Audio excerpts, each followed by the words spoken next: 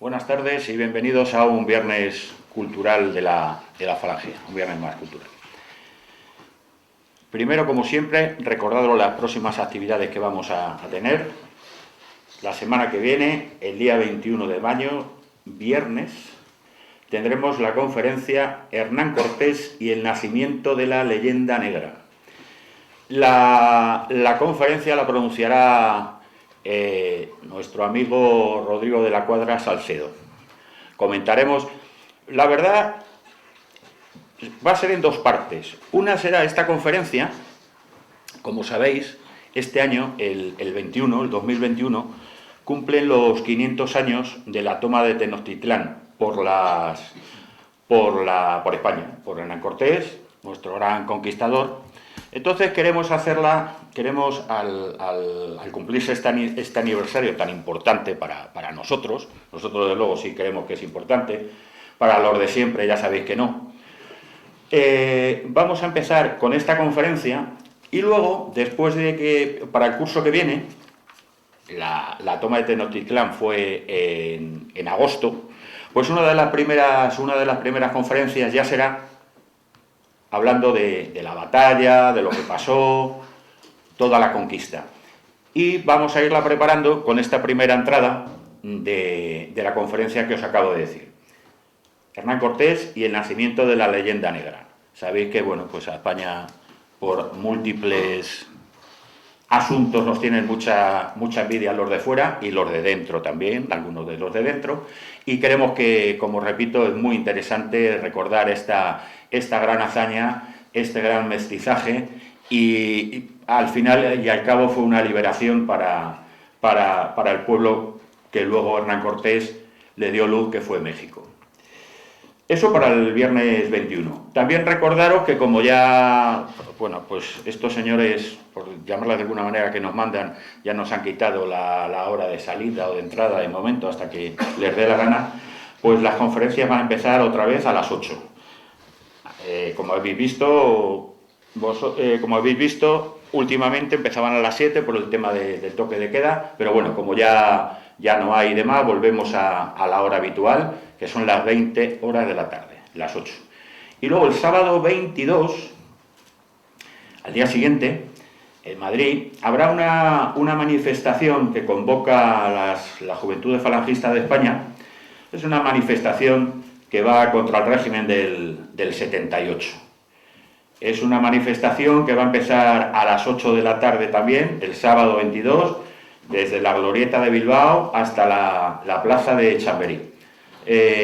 Os convocamos a todos porque, bueno, mucha gente ya, la mayoría de los políticos ya hicieron su campaña electoral, han sacado más o menos votos y ya se olvidan y lo que quieren, no. Pues nosotros vamos a seguir otra vez, como siempre, en las calles, manifestándonos, porque creemos que el cáncer de lo que está sucediendo en España es ese régimen del 78 con la corona a la cabeza. Entonces, recordar, el sábado, manifestación, sábado 22, a las 8 de la tarde, en la Glorieta de Bilbao, hasta la Plaza de Chamberí.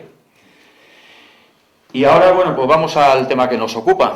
Como habéis visto en las publicidades, en los mensajes que os hemos enviado, el tema de hoy, el título de hoy, es Interpretación histórica del fascismo. Bueno, pues esto también viene a colación a que hace, pues eso, la semana pasada, en la campaña, bueno, y hoy, y mañana, y demás, pues ya sabéis que se insultan unos a otros, se maltratan, se tiran balas, bueno. Y emplean también los insultos, y dentro de esos insultos aparece siempre la palabra fascista. Los de la izquierda llaman fascistas a los de la derecha llaman fascistas a los de la izquierda, los de abajo a los de arriba a los de abajo, en fin. Es un tema muy, yo creo, a lo mejor para algunos les parece manido o muy oído, pero yo creo que es necesario que alguien que sabe del asunto nos explique realmente lo que es el fascismo, pero desde un punto de vista serio de verdad, no desde un punto de vista simplemente, bueno, de polémica. Efectivamente, de polémica, exactamente. Por eso es una interpretación histórica. Y para ello tenemos aquí a nuestro amigo y camarada, ya ha estado más de una vez, siempre La Verdad colabora con nosotros, Marcelo Caprarella. Le damos la bienvenida, muchas gracias por estar aquí, Marcelo. Gracias a vosotros por invitarme. Marcelo, nacido en Foggia en 1969, es licenciado en Historia por la Universidad de Pisa y es doctor cum laude en Historia Contemporánea por la Universidad Autónoma de Madrid. Hizo una tesis sobre el franquismo que fue premiada y publicada por el CES de la comunidad. Es cierto, ¿verdad? Sí. Aparte de esto, fue profesor invitado a la New York University y actualmente dirige una empresa de traducción técnica. Tiene decenas de ensayos y libros sobre el franquismo, la transición, en fin. Es una persona más que preparada y versada para contarnos todo esto. Además de haber nacido en Italia, él estuvo afiliado al Fronte de la Juventud, que, como sabéis, es la sección juvenil del MSI, del Movimiento Social Italiano, y luego militó después de pasar el tiempo que tuvo que pasar como joven, luego ya militó en el Movimiento Social Italiano. Yo le tengo gran cariño, le tengo mucho aprecio, es una gran persona, un buen amigo. Lo único que tiene que aprender a jugar al mus porque no le... Él dice que sabe, pero yo creo que no. No hemos jugado todavía, ¿no? Y bueno, después de esta pequeña broma, y alguna más, pero luego ya, después de las cámaras ya comentaremos, pues nada más, Marcelo. Cuando quieras, por favor, estás en tu casa. Muchas gracias. Pido perdón porque hablo bajito. Espero que se me oiga bien. En todo caso, pues lo que ya adelantaba a Jesús, no se trata de venir aquí a impartir una clase magistral sobre el fascismo. Se trata sencillamente de fijar algunos puntos de debate que entroncan con el uso actual polémico del término, tratando de rebatir estas interpretaciones antihistóricas, despectivas del término fascismo y que proceden de un vicio de posmodernidad que tiende a esconder o obviar la verdad histórica y a enterrar bajo una manipulación semántica algunas terminologías, algunos términos. Por lo tanto, sabéis como el término fascista ha sido utilizado de forma polémica, despectiva, como arma arrojadiza en términos de contienda electoral y de acusación en contra del adversario político. El término fascista se utiliza para criminalizar, sobre todo últimamente. De lo que se trata es de circunscribir geográfica, historiográficamente y cronológicamente el término fascismo, ver en qué consistió el fenómeno, más que nada en términos generales de interpretación histórica, porque todos conocéis a grandes rasgos la historia del fascismo, que es un fenómeno, el fascismo italiano, quiero decir, es un fenómeno complejo y que no se puede encerrar en una charla como la que vendremos dando y desgranando hoy. Tan solo pues dejaré algunos apuntes para luego dar lugar a las preguntas o al debate que queráis plantear. Algunos de los puntos que tocaré hoy han sido ya tocados en otras ocasiones, recientemente en el programa radiofónico en el que estuvo presente también Fausto Eras, en Radio Ya, en La Hora del Café. Sí, se abordó en parte este tipo de asunto de los componentes políticos polémicos del uso del término fascista en la contienda política actual. Y yo ya entonces dije que bastante de la culpa de este uso manipulador se debe a la misma inteligencia, entre comillas, o comunidad de derechas, porque se aceptó, digamos, ya a partir del final de la Segunda Guerra Mundial, se aceptó la idea, que luego se traduce en praxis, de estar en una especie de minoría de edad moral, ¿no?, ante el siempre jaleado complejo de superioridad moral de la izquierda, pues la derecha nunca supo oponer, como sintiéndose culpable de todo lo que pasó después de la Segunda Guerra Mundial y durante la Segunda Guerra Mundial. Digamos que sintió una especie de sentido de culpabilidad hasta el punto de que cuando se rearmó dialécticamente para el debate la derecha en los finales de los años 70 en Francia con la Nouvelle Droite,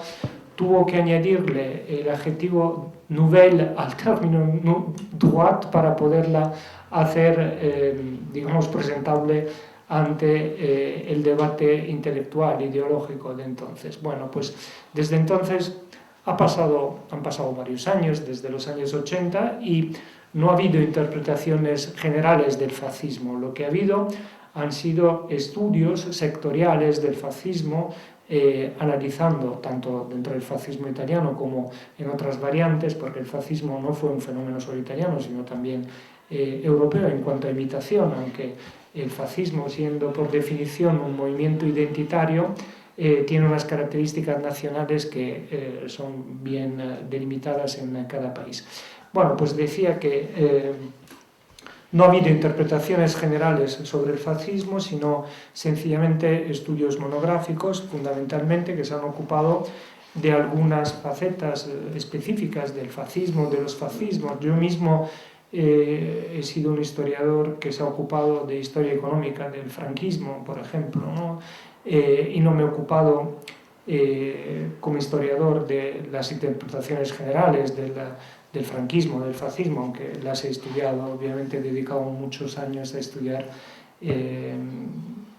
digamos, las bases ideológicas, conceptuales del fascismo y de otros movimientos.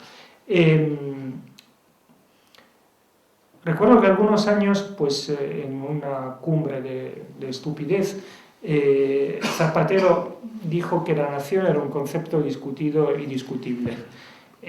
La nación fue sin duda un concepto muy discutido y muy debatido a otro nivel, obviamente, a lo largo de todo el siglo XIX y de todo el siglo XX. Y yo quiero empezar esta presentación sobre los puntos básicos de la ideología fascista partiendo de la interpretación que el fascismo da del concepto de nación.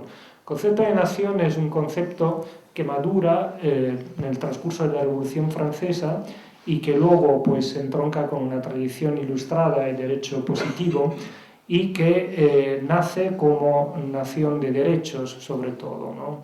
De derecho positivo, es decir, una nación se fundamenta sobre unas normas jurídicas que definen un ámbito de convivencia territorial y de ejercicio de derechos. A este concepto de nación que muchas veces y sobre todo en el siglo XIX fue declinado por las clases europeas liberales en términos bastante sectarios y reducidos, en términos de escasa participación de las masas, tout pour le peuple, rien par le peuple, se decía, o sea, todo por el pueblo, pero que nada pase a través del pueblo. A este concepto de nación se contrapone en el siglo XIX, en la misma Francia, otro concepto de nación, que no es la nación de los derechos positivos, sino la nación de la sangre y de los muertos, como decía Charles Maurras. Y de esta tradición, de esta interpretación de la nación como nación de los muertos y como organismo paradójicamente vivo, de esta tradición pues bebe el fascismo italiano y no solo, beben todos los movimientos reaccionarios de finales del siglo XIX en Francia, en Italia y en otras partes de Europa. Es un tipo de tradición que encontramos en el movimiento de Charles Maurras en Francia, pero que tiene también una trascendencia literaria, tardorromántica, y que se encuentra incluso en algunas novelas de Balzac. Algunos personajes del Père Goriot de Balzac yo creo que son fascistas ante litteram, ¿no? Por el tipo de discurso que van desgranando. Bueno, lo que quiero decir que todo pivotea para poder entender la esencia del fascismo alrededor de dos conceptos que son Estado y nación. La genialidad del fascismo consiste en haber encontrado una síntesis entre estos dos conceptos, como veremos ahora un poco en términos más concretos.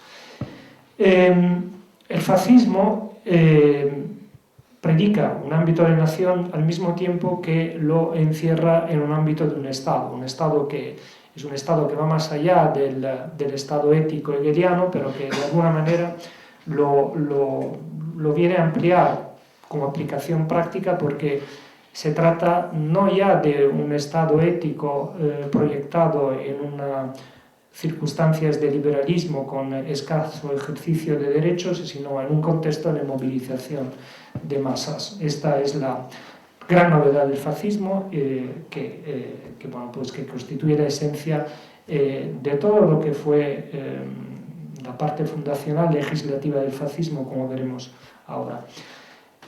Al mismo tiempo, el fascismo nace esencialmente en contraposición con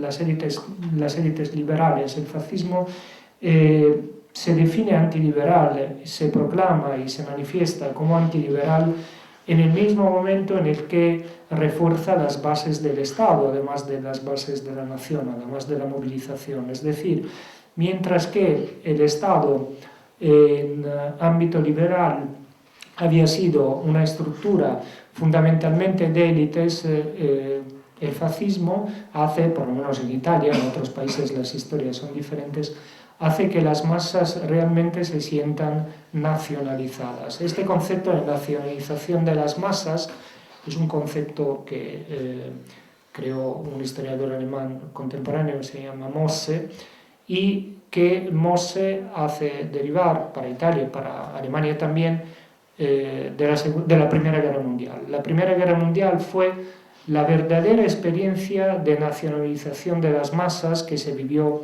en Italia. Y el fascismo es un movimiento político, cultural, que nace de las trincheras, nace de la sensación de desarraigo que sintieron muchos combatientes al volver de la Primera Guerra Mundial. Es un movimiento, un magma cultural y de acción que en Alemania está muy bien descrito por Ernst Junger, que combatió durante la Primera Guerra Mundial y que habló en muchos de sus ensayos de lo que pasó en Alemania después de la Primera Guerra Mundial, y que en Italia encuentra su máximo artífice literario y también político en Gabriele D'Annunzio, antes que en Mussolini mismo. Por otro lado, Mussolini se define en términos antiliberales ya desde el principio, porque entronca con la tradición del socialismo revolucionario, con las teorías de las masas de Georges Sorel, de una cierta forma de entender la comunicación con las masas en la época de nacionalización de las masas, y son todos conceptos que forman parte de las novedades más revolucionarias de los primeros 20 años del siglo XX. Entonces, en términos fundacionales, el fascismo nace como acto fundacional en 1919 en Milán, y es un movimiento que se define por las cosas por las que está en contra, más que por las cosas propuestas, aunque luego pues estas contrariedades del fascismo, este enfrentarse al establishment, también tuvo una traducción práctica y una toma del poder, como todos sabrán, ¿no? Entonces, digamos que el fascismo de 1919 es un movimiento que nace, que tiene como base, aparte de un líder como Mussolini, que tarda en asentarse como líder, porque, repito, el primer líder fue D'Annunzio, ¿no? Incluso a nivel lexical, a nivel de impacto, sobre todo en los jóvenes, pues en la literatura, en la polémica política, fue D'Annunzio el primer verdadero creador y demiurgo fascista. ¿Qué es lo que pasa después de la Primera Guerra Mundial? ¿Por qué se crea este clima moral en Italia y en otros países que hace que haya una especie de revolución de las clases medias? Porque en Italia y en otros países, pero sobre todo en Italia, se empezó a hablar de victoria mutilada. Este sentimiento de victoria mutilada, en Alemania se habló de puñalada trasera, porque Alemania perdió la guerra. Italia, sin embargo, la ganó esta guerra, y no vio reconocidas sus reivindicaciones en la mesa de negociaciones. Entonces, a nivel de política de Estado, de política internacional exterior, se empezó a hablar de victoria mutilada. Pero hay un impacto, una recaída todavía más grande del término victoria mutilada y que se olvida, que es el sentimiento que sienten muchos combatientes que al volver a sus casas se encuentran ante un panorama de crisis económica y ven cómo han prosperado durante la guerra los tiburones, los especuladores, lo peor de la vieja clase política liberal, y entonces pues nos encontramos ante una pequeña media burguesía, una juventud completamente desplazada que vive un sentimiento de contrariedad, de contraposición hacia dos entidades, hacia las élites y al mismo tiempo también hacia las clases obreras.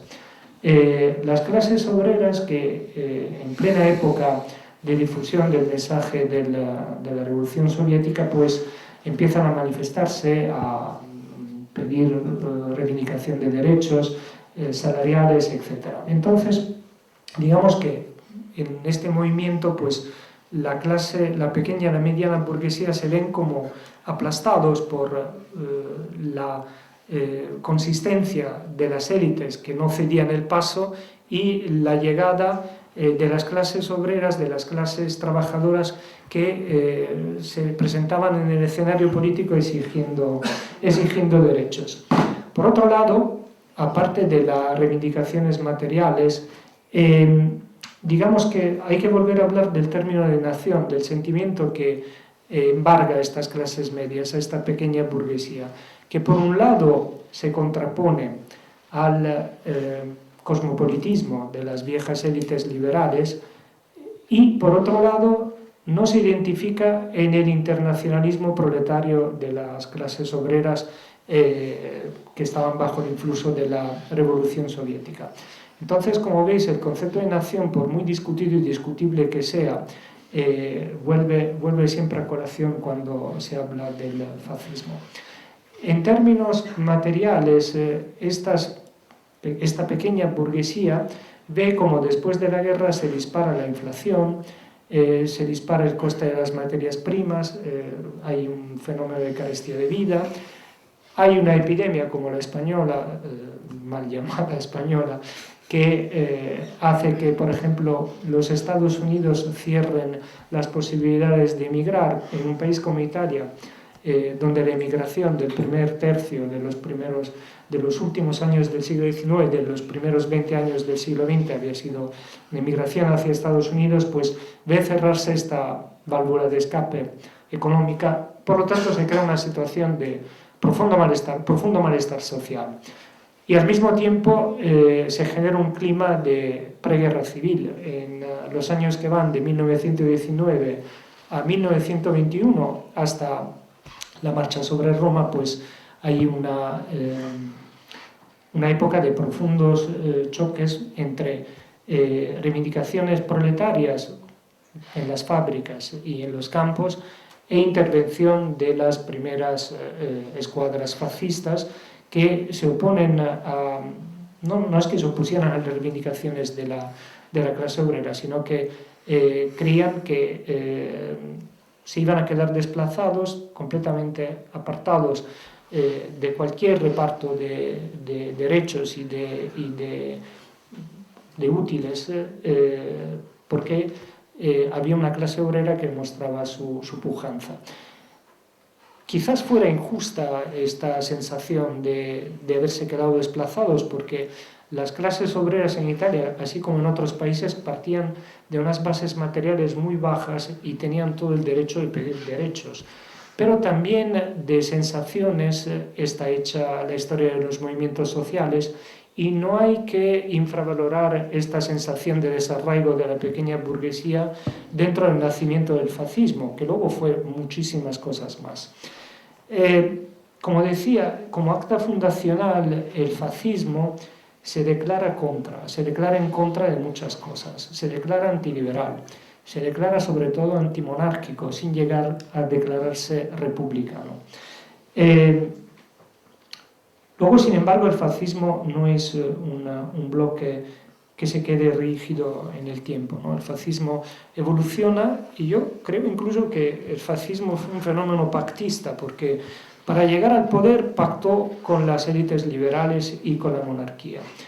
Y luego para mantenerse en el poder pactó con las mismas bases sociales del proletariado italiano, pactó con la Iglesia, pactó con los industriales para mantenerse en el poder. Y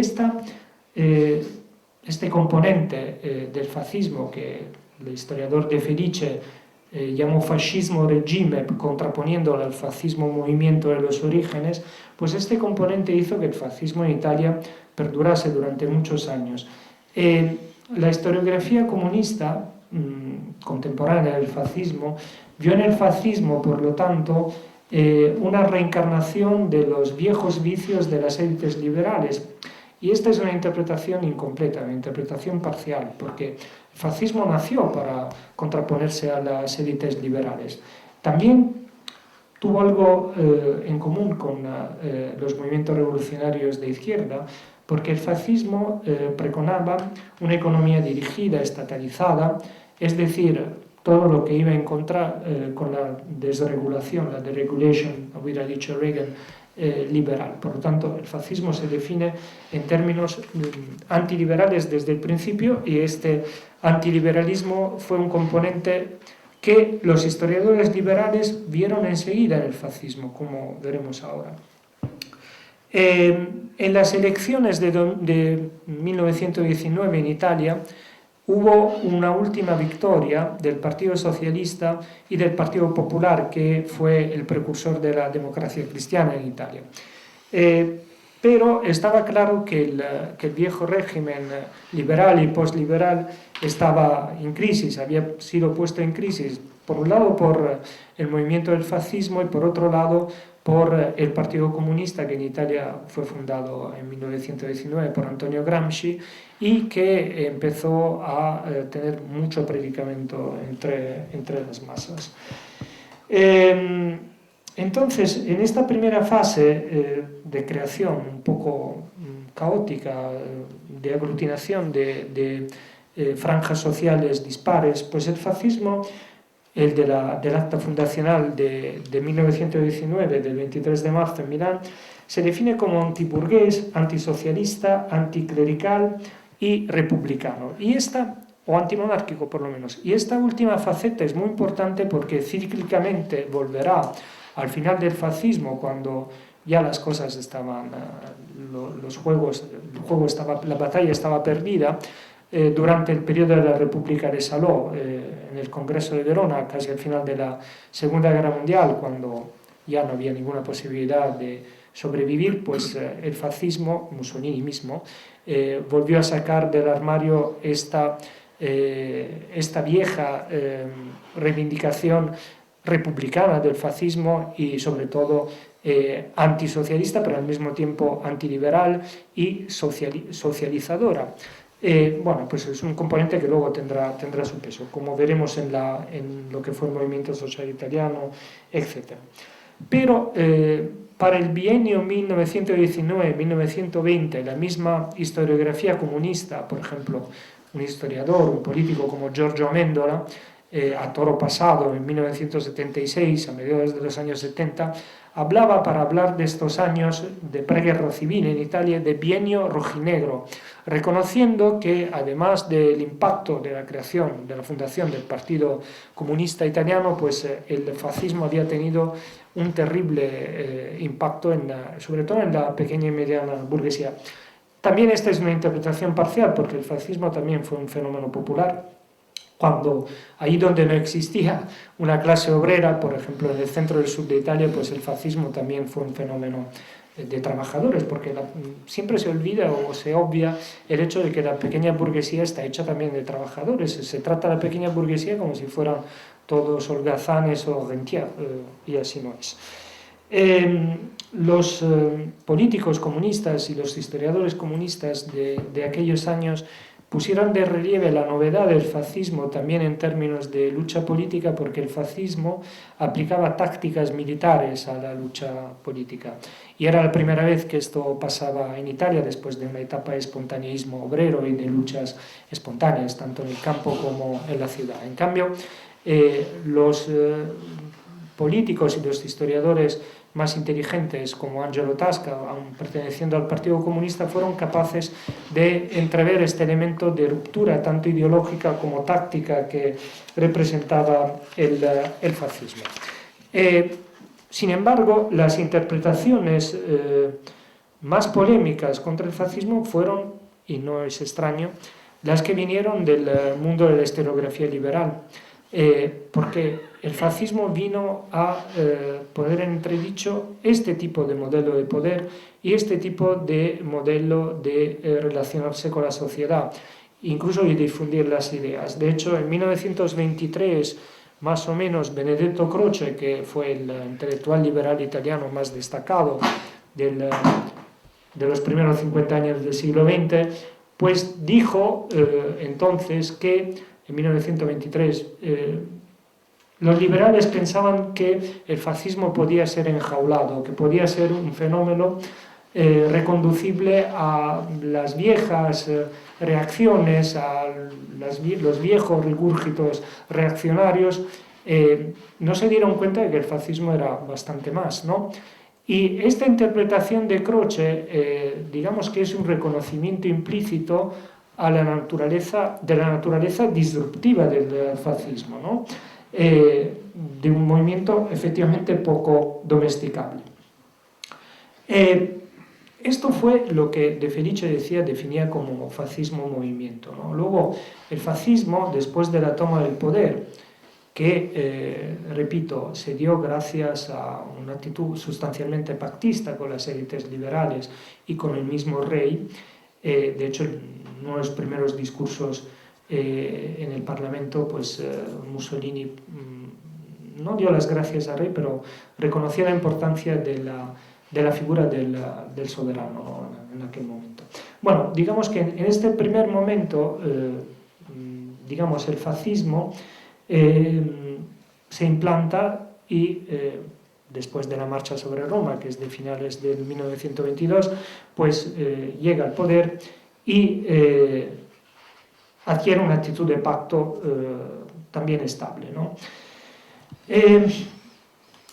Aquí es imposible resumir en pocos minutos lo que fue el fascismo como arquitectura institucional, arquitectura estatal, ¿no? Pero también es un error considerar que el fascismo fue un movimiento totalitario, como se dijo. El fascismo tuvo que llegar a pactos, a componendas con muchísimos sectores de la sociedad italiana y, como subraya bastante bien uno de los máximos y de los más rigurosos historiadores del fascismo, que fue un liberal como Alberto Acquarone, el totalitarismo del fascismo tuvo tres limitaciones importantes. La primera fue la Iglesia en Italia, y con la Iglesia llegó a pactos del fascismo en el 1929. La segunda fue la monarquía y el ejército, que era monárquico, y el fascismo llegó a pactos con el ejército monárquico y con la monarquía y con el establishment liberal ya después de la marcha sobre Roma. Y también el fascismo llegó a pactos con las mismas élites industriales, porque pese a predicar el reparto de los útiles en el modelo corporativo, pues la verdad que nunca se llegó a realizar del todo el modelo de gestión por parte de los trabajadores, de cogestión de los trabajadores dentro de las empresas, sino que los viejos liberales impusieron una estructura de poder y de negociación colectiva en la que el peso del sector empresarial era bastante fuerte, lo que generó muchísimas polémicas dentro de los sectores más revolucionarios del mismo fascismo. Aquí en España pues, hay una gran tradición de estudios que distinguen entre el autoritarismo y el totalitarismo. Pienso en Juan Linz, por ejemplo, y en otros historiadores que han hablado de las diferencias entre estos dos sistemas de gestión del poder. Digamos que mientras que el autoritarismo tiende a frenar todo lo que son las manifestaciones espontáneas o inducidas de la población, a canalizarlas o a sofocarlas, el totalitarismo tiende a agitar, tiende a movilizar. Malaparte dijo en una de sus novelas, en Caput, en un diálogo entre dos de los protagonistas, uno le pregunta a otro, dice: ¿qué es un Estado totalitario? Dice: un Estado totalitario es un Estado en el que todo lo que no está prohibido es obligatorio. El fascismo, en algún sentido, fue una síntesis entre un Estado totalitario y un Estado autoritario. Y de esto se dio cuenta la historiografía comunista. Togliatti, es decir, el secretario del Partido Comunista después de la Segunda Guerra Mundial, al hablar del fascismo hablaba de régimen reaccionario de masas, que es una contradicción en términos, un oxímoron, porque un régimen reaccionario que tradicionalmente se debería interpretar como un régimen de élites poco movilizador, pues en el fascismo, sin embargo, se traduce en una explicitación de valores y de acciones que tratan de involucrar a la población. Y el primer punto en el que esto se ve, es decir, esta fusión entre el concepto formal de nación jurídica y el concepto de Estado, que todo lo tiene que encerrar, se ve en la Carta del Lavoro, que es el acta fundacional de la gestión de la producción. Son solo aspectos formales, porque, repito, luego el estado de las cosas fue bastante diferente y la clase obrera nunca llegó al control de los medios de producción. Pero en la Carta del Lavoro, que luego tuvo un impacto también en el Portugal salazarista, en la Austria de Dollfuss y en el mismo Foro del Trabajo franquista, pues en la Carta del Lavoro decía, que es de 1927, los conceptos de nación y de Estado se integran. ¿Y cómo se integran? Se integran en un sentido plenamente antiliberal, aunque el fascismo luego en los hechos llegase a pactos con las élites económicas liberales. Traduzco el artículo primero para que se pueda tener una idea de lo que fue esta síntesis, que fue una aportación francamente genial del fascismo italiano, aunque solo formal. La nación italiana es un organismo cuyos fines, vida, medios de acción están por encima de los intereses de los individuales. Es una unidad moral, política y económica que se realiza integralmente dentro del Estado fascista. Bueno, pues como podréis entender, este es un concepto completamente antiliberal y es un concepto que remite incluso más a una lógica política socialista, aunque no de socialización de los medios de producción. En el segundo artículo se definía el trabajo como deber social y en el sexto, del sexto al séptimo artículo, pues se da lugar a la otra gran novedad del fascismo italiano, que luego fue una novedad en todo el Novecento, en todo el siglo XX, que es la creación de la negociación colectiva, de los contratos colectivos de trabajo, de los convenios colectivos. Pues estas son aportaciones del fascismo italiano. Luego en los años 80, a finales de los años 80, en Inglaterra, Tony Blair, o sea, en la cuna del liberalismo, se llegó a hablar desde la vertiente laborista de tercera vía. Pues este concepto de tercera vía, incluso el mismo término de tercera vía, fue un término acuñado por la propaganda fascista, es decir, una contraposición tanto al modelo de gestión liberal como al modelo de gestión socialista.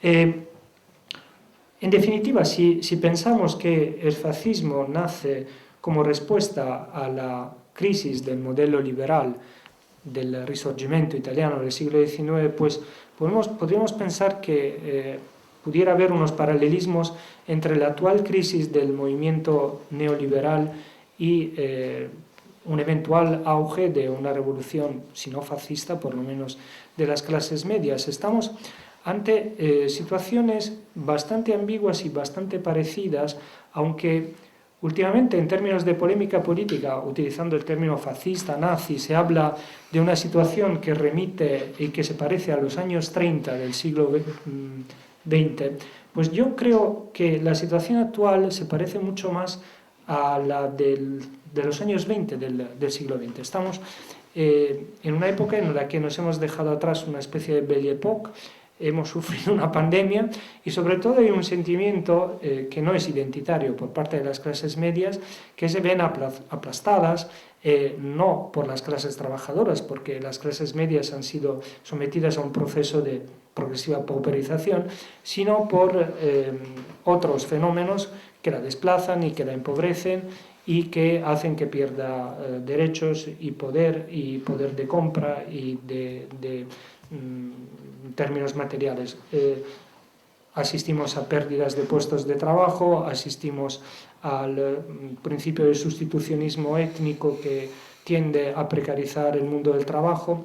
En fin, la respuesta puede ser solo identitaria o de enfrentamiento, en este caso.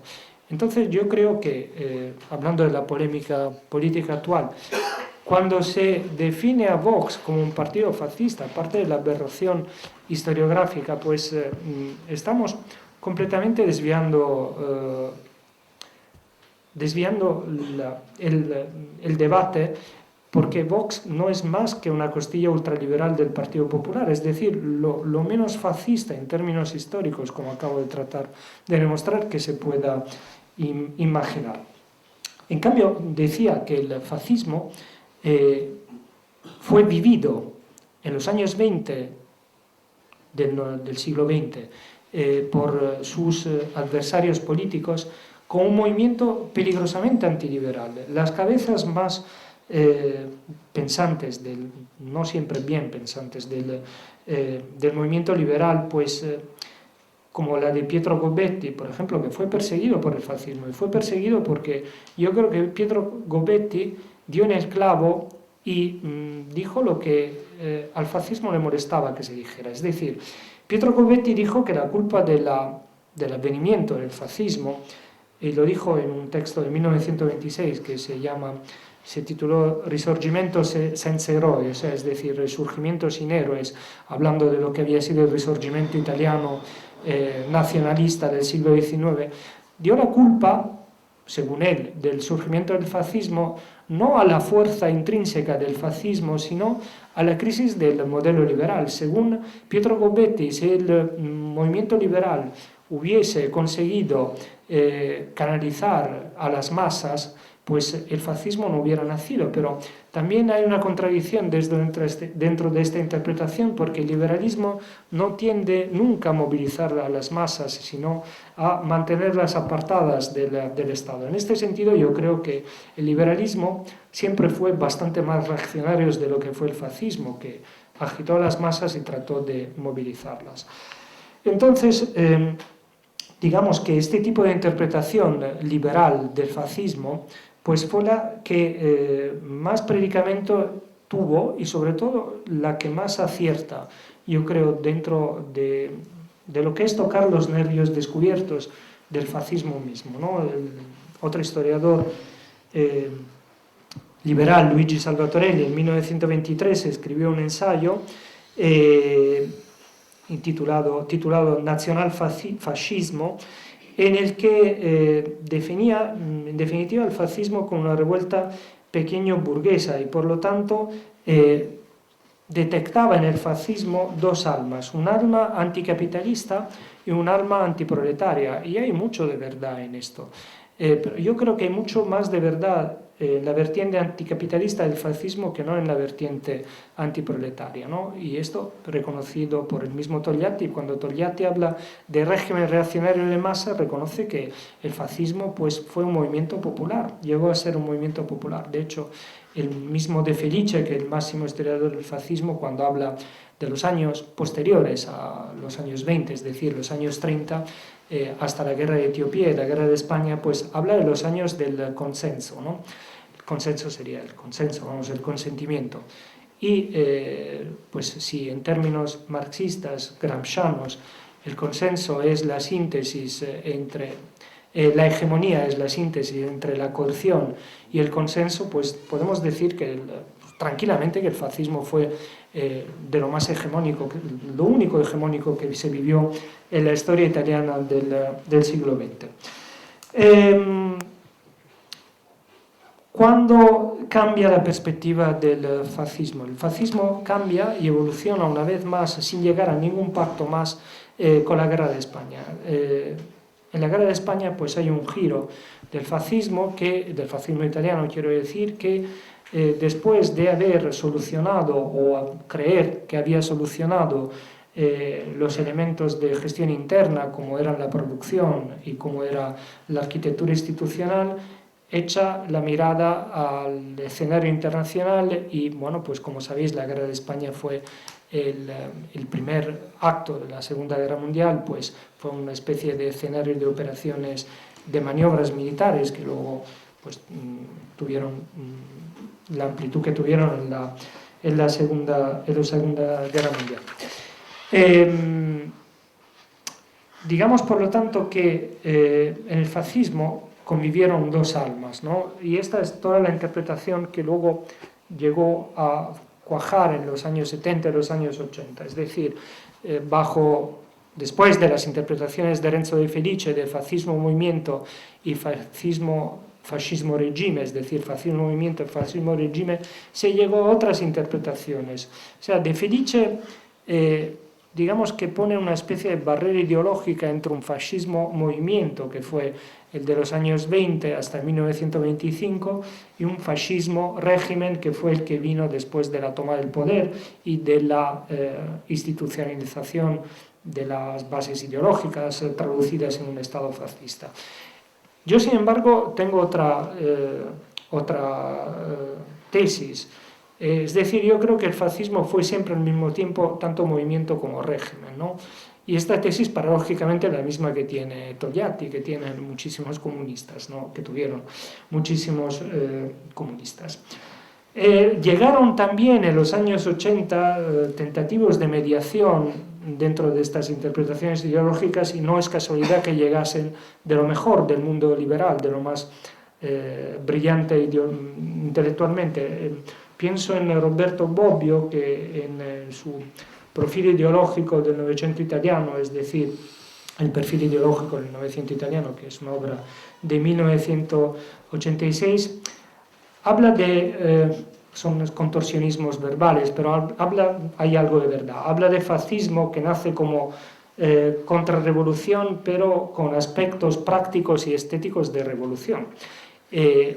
El franquismo nunca tuvo este tipo de complejidad, ¿no? Cuando Azaña habló de fascismo frailuno, refiriéndose al fascismo, creo que metió el dedo en la llaga, sí, sin duda. ¿Qué es lo que puede...? Antes, con Jesús hablábamos de que si se puede hablar de un fascismo español, pues sí se puede hablar, pero no, seguramente no desde la vertiente franquista. Se puede hablar de un movimiento fascista dentro de las ideas de José Antonio, por ejemplo. Hay una raíz fascista bastante evidente, ¿no?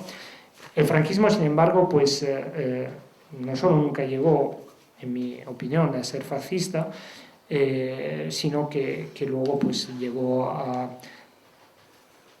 hacer la trayectoria opuesta al fascismo italiano, es decir, aliarse definitivamente con...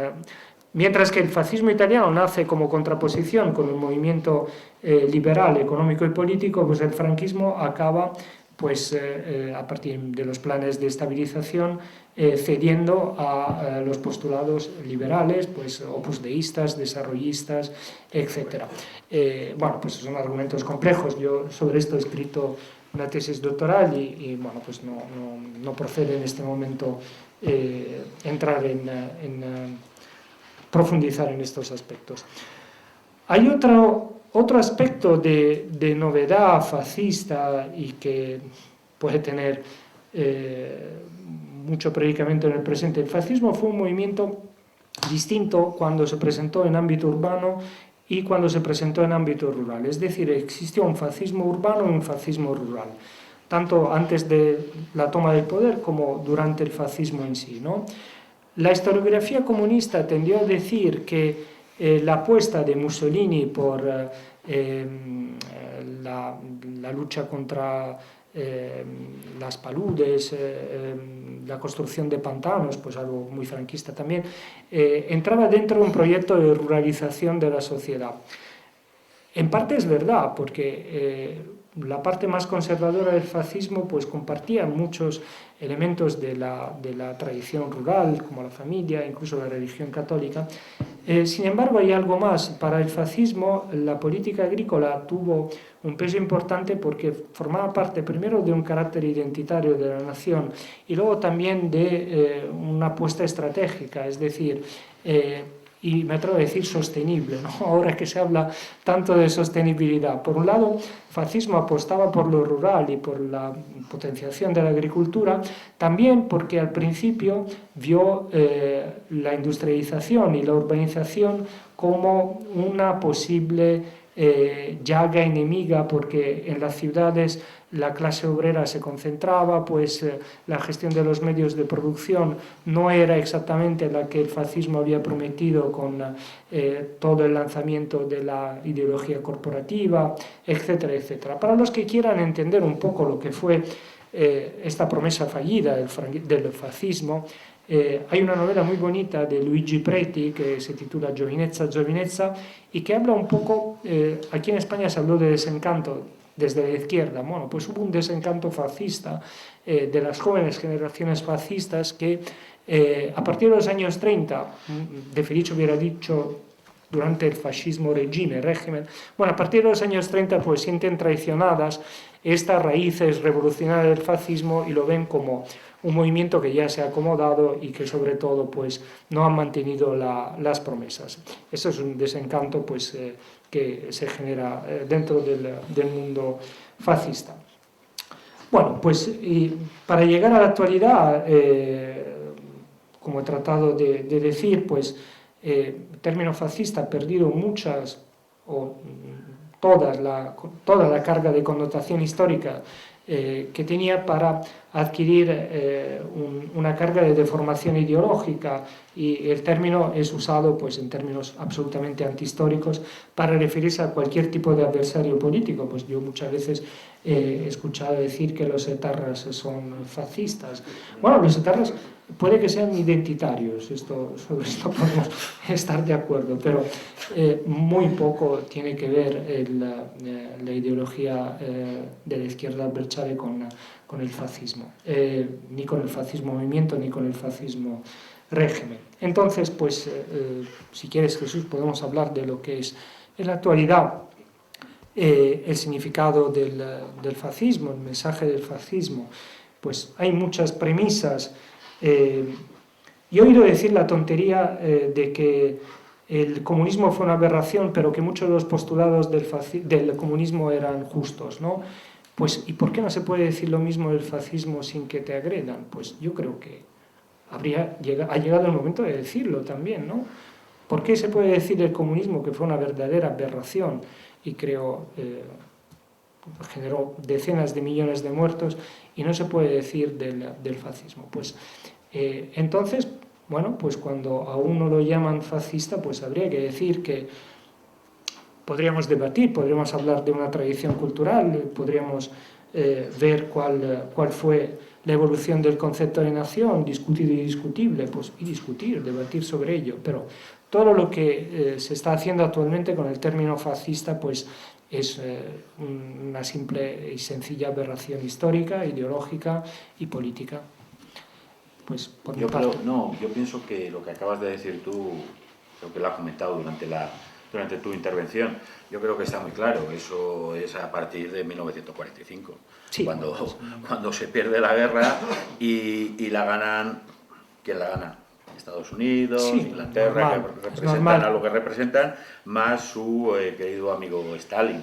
Entonces, claro, el comunismo a partir de ahí es nada, es una balsa de aceite, hasta que luego lo deja de ser, sí, cuando se enfrenta con Estados Unidos y demás. Sí, bueno, pues no, pero incluso después de la Guerra Fría, pues sí, efectivamente. En Italia y también en España, pues la vida cultural, la vida literaria y el debate político fueron absolutamente monopolizados por la izquierda con demonización del adversario, no digo del movimiento social en sí, porque el movimiento social fue menos demonizado que incluso otros adversarios políticos del Partido Comunista. Pues el Partido Comunista tachaba de fascista a cualquiera que se le pusiera por delante, se le cruzara por... Sí, la demonización del adversario pues es algo que... Igual aparece la palabra nazi de cara al nacionalsocialismo, fascista, nazi, son los que pierden la guerra y son los que hay que demonizar. Pero fascista pues es un término que se ha institucionalizado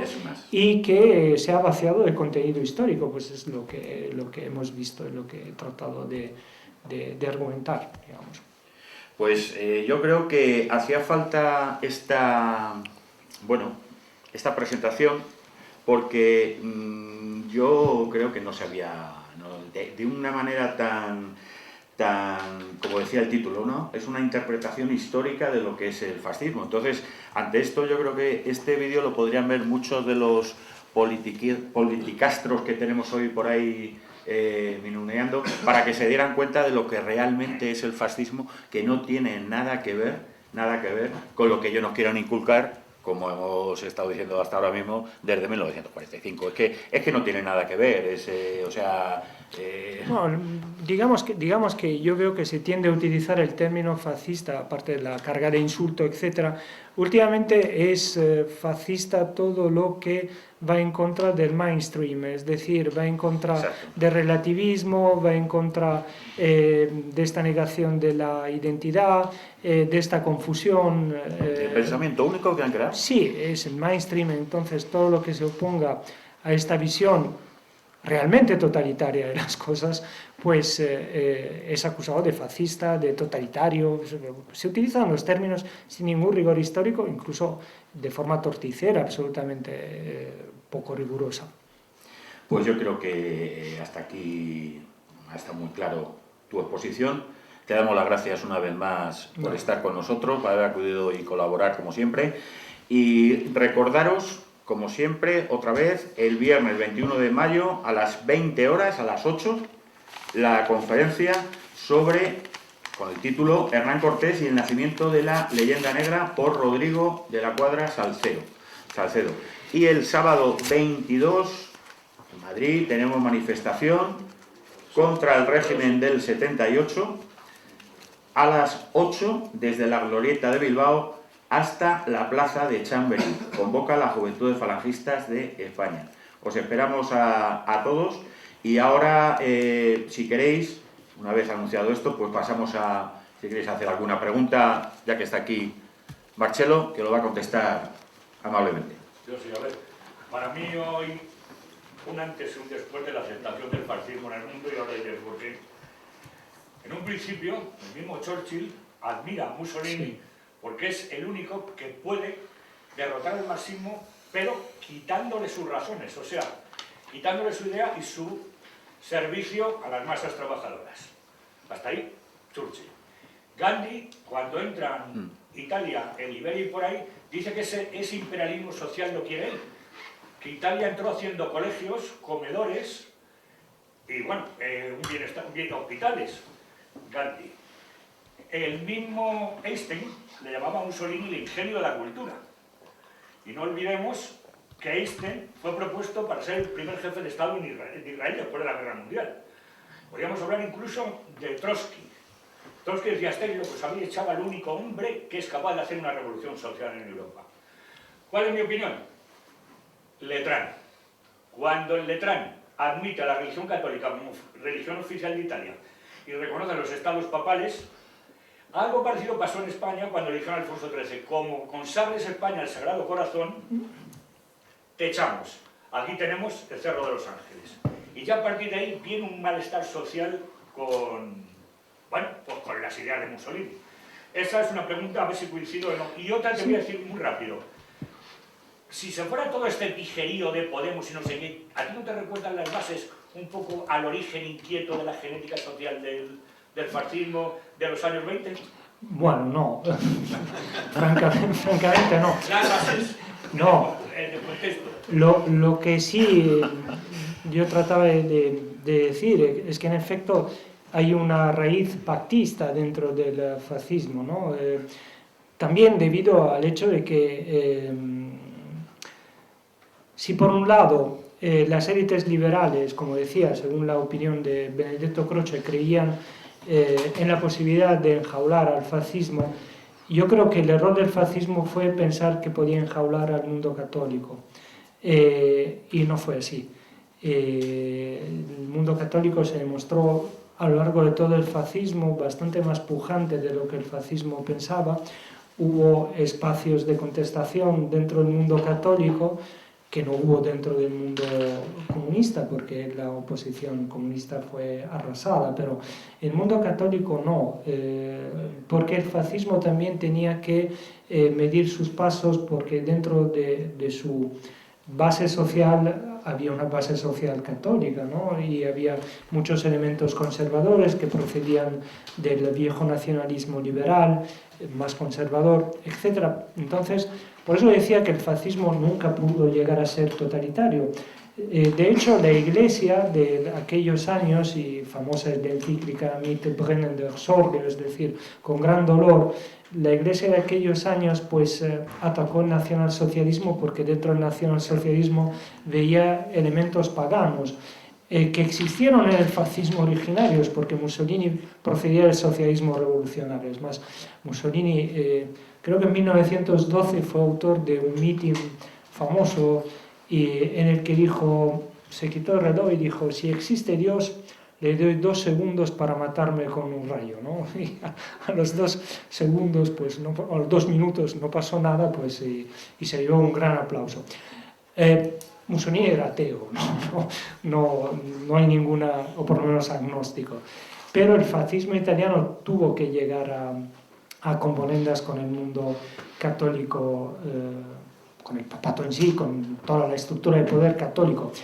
Otro aspecto que decía, el fascismo italiano tuvo que llegar a un pacto con el ejército que estaba compuesto por los elementos más conservadores del mundo liberal y de las élites liberales, sobre todo algunos cuerpos como la Marina, etc. La milicia nacional fascista nunca llegó a ser lo que fueron las SS en Alemania, mientras que en Alemania hubo, además de un Führerprinzip, es decir, un principio de mando único, que hubo en Italia también con la figura del duce, pero en el nacionalsocialismo esto tuvo una traducción también práctica con la creación de un cuerpo de élite al servicio del partido. En Italia, en cambio, la milizia nazionale siempre fue como la hermana pobre del ejército regular. Por eso nunca se pudo hablar de una naturaleza totalitaria del fascismo, ¿no? La definición de régimen reaccionario de masa de Togliatti a mí me parece muy acertada, francamente. Y lo de Podemos, no, yo no creo que Podemos sean fascistas. No digo ellos, digo a los que engañan. Los que engañan. A los engañados. Los engañados. Que puede ser, a mí me recuerda un poco al origen del descontento de las masas sociales y populares en Italia.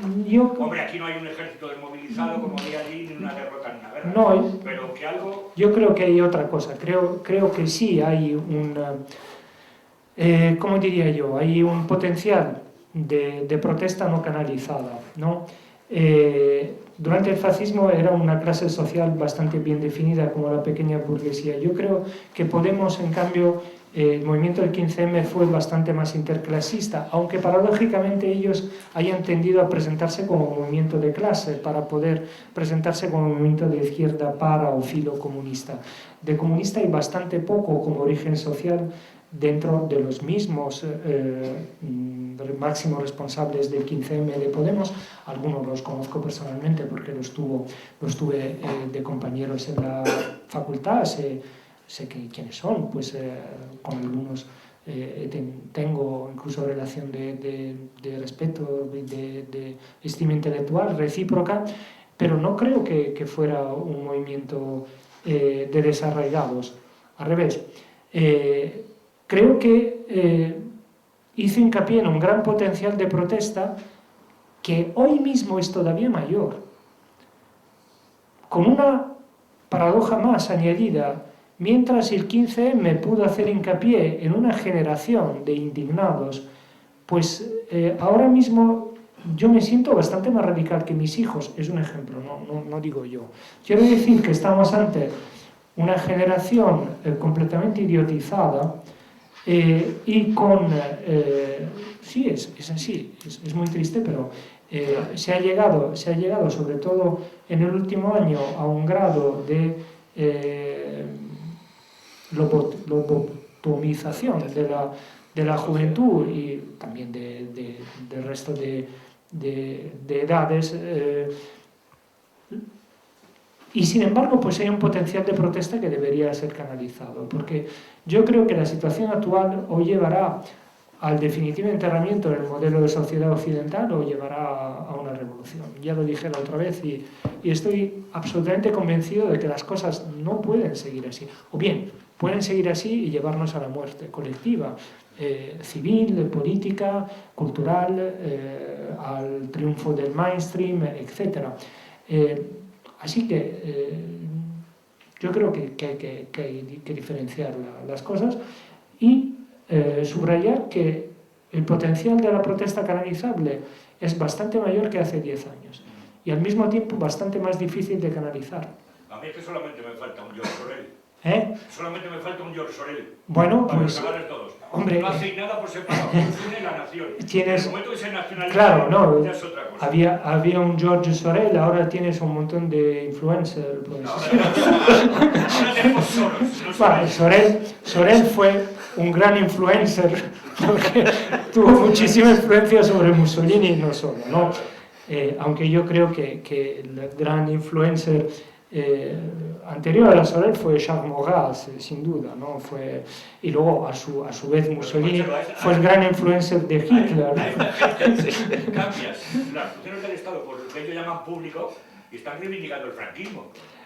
Sí, bueno, por un Son lado... los románticos del franquismo. Quieren una banca por un lado, pública. sí. Quieren un servicio público. Yo veo un doble fenómeno. Veo que los que no saben qué coño decir se definen como liberales y los que no saben contra qué protestar se definen como antiliberales, ¿no? Entonces, pues habría que ordenar un poco los conceptos, que es lo que he tratado de hacer yo. Y a partir de ahí, pues a partir de un análisis más riguroso de lo que está pasando, pues y del horror que estamos viviendo, pues tomar conciencia y reaccionar. Gracias. Nada, gracias. Sí, hola, buenas noches. Yo quería primero felicitarte por la brillante posición sobre el film, muchas para gracias. delimitar bien lo que es el fascismo y no de las tonterías que nos cuentan los políticos y los medios de manipulación, que no de comunicación. Entonces, quería hacer dos breves preguntas. Sí. En Italia, actualmente, así como en España tenemos una ley totalitaria, que sí que es totalitaria, está en memoria histórica, que ahora la quieren todavía endurecer más, llamándola de memoria democrática, que es todo falso. ¿Hay algo parecido, alguna ley en relación con el...? Bueno, en Italia la ley, después de la Segunda Guerra Mundial hubo un doble movimiento. Primero hubo un movimiento de depuración dentro de la administración del Estado de lo que eran los cargos fascistas de la administración. Luego, pues, esta depuración dio paso a una amnistía administrativa, digamos, aunque hubo unos años, del 45 al 47, en que hubo ajustes de cuenta, pues, que llevaron a la muerte de muchos fascistas o incluso de gente que no había sido fascista, pero a la que se acusaba de fascista porque era un enemigo económico al que había que quitarse de encima, a lo mejor era el que no quería venderte la tierra que tú, especulador, estabas esperando comprar para recalificar, etc. Bueno, pues hubo auténticos horrores. Y luego, pues, hubo una ley que dictó la prohibición de reconstitución del partido fascista, ¿no? Incluso, pues, actualmente pues, está prohibido reconstituir el partido fascista en Italia, incluso está prohibido el saludo romano, hasta el punto que yo conozco a gente que ha estado metida en juicios últimamente por haber pues, hecho el saludo romano, ¿no? Es algo bastante absurdo. Si se admite el saludo con el puño cerrado, pues el saludo romano primero pues es romano, es decir, es de otra procedencia. No, bueno, bromas aparte. Más allá de las prohibiciones legales, pues lo que decía yo, en Italia se vivió un clima de hegemonía cultural del Partido Comunista en las universidades. Yo soy una víctima de este sistema. Ahora mismo no se vive ni siquiera esto, se vive sencillamente bajo la dictadura del mainstream y de la gilipollez más absoluta, ¿no? Por lo menos los comunistas partían de un análisis de la realidad que uno podía compartir o no, pero algo de rigor había. Ahora pues la posmodernidad ha arrasado con todo. Ya la última, venga. Yo quería preguntarle sobre dos conceptos y tal. El primero sería si esta definición de fascismo que le voy a dar yo y tal podría ser considerada válida. Sería el fascismo como la interpretación de la vuelta a una nación a sus propias raíces. Como bien dijo José Antonio, creo que lo dijo en uno de sus textos, dijo que el fascismo podría considerarse como esa inyección que hiciera que se resucitase, que volviera de alguna forma a un país a ser como fue en el pasado. Entonces sería la primera, si esa podría ser válida. Y luego la segunda es que me gusta mucho su exposición, pero ha habido una cosa que siempre he leído en especial en José Antonio y luego en Julio Ségola, que creo que también es un filósofo fascista. Bueno, es un místico, ¿no? Sí, pero también lo comparte con José Antonio, el carácter espiritual. Bueno, José Antonio también es un místico. Sí, el carácter espiritual que tiene el fascismo. Y había una cosa que dijo José Antonio que también quería tener lo que opinaba. Él dijo que nuestro movimiento no estaría todo entendido si se creyera que es una manera de pensar tan solo. No es una manera de pensar, es una manera de ser. Podemos proponernos solo la construcción, la arquitectura política. Tenemos que adaptar ante la vida entera en cada uno de nuestros actos una actitud más profunda y completa. Obviamente. Ese concepto espiritual de alguna Sí, parto de esto para contestar a tus dos preguntas. La gran novedad del fascismo, y fue el reconocimiento que también le tributaron sus opositores, y la vocación totalitaria del fascismo, que, cuidado, no fue totalitario, pero sí tuvo vocación totalitaria porque proclamó la necesidad de fundar el hombre nuevo. El hombre nuevo, pues, es un concepto revolucionario que también circuló durante la Revolución Francesa y durante la Revolución Soviética, ¿no? Entonces, si el fascismo puede definirse una vuelta a las raíces, yo no creo. Primero porque Italia era un país sin raíces y el fascismo sin raíces nacionales. Quiero decir que el fascismo es, después de la Primera Guerra Mundial, el primer movimiento o el segundo movimiento de nacionalización de las masas. Y luego, para el fascismo no se trataba, más allá de las reivindicaciones del modelo de romanidad, ¿no?, que eran más bien unas pretensiones estéticas, arquitectónicas, aunque tuvieran su valor. Hay muchos estudios, como los de Pascuino y los míos también, si me permitís, si parlo dicet, sobre los componentes de modernización del fascismo. Bueno, pues yo he escrito un ensayo que ha sido publicado en un estudio publicado por el Senado español. El ensayo se titula, y se refiere a España, de súbditos a ciudadanos, y habla un poco del concepto de nación y ciudadanía desde las Cortes de Cádiz hasta la transición, ¿no? Yo he escrito el apartado sobre el franquismo y la transición, y bueno, pues hablo un poco de este concepto de modernización sui generis que sí tuvo el fascismo italiano y que no tuvo el franquismo. El franquismo no tuvo ningún elemento modernizador, o lo tomó prestado el Opus Dei, no fue. En cambio, el fascismo fue lo opuesto en esto, para volver a tu pregunta, ¿no? Mientras que para el franquismo, el dirigirse al Opus Dei, el llegar a un pacto con el Opus Dei, fue un recurso para tratar de llegar a una modernización económica. Para el fascismo en Italia, los pactos con el mundo católico fueron un paso hacia atrás dentro de la dinámica de modernización. Esto sin duda. Todo lo que hay de moderno en el fascismo es lo laico. Una pregunta. ¿Quién te ha dicho tú que lo Opus es católico? ¿Eh? Lo es una herejía. Bueno, pues después de esta frase... No es cristiano, pero católico. Después de esta frase a recordar... Os damos las gracias por vuestra presencia, recordar las dos actividades que tenemos, viernes y sábado, y como siempre, muchas gracias, Marcelo.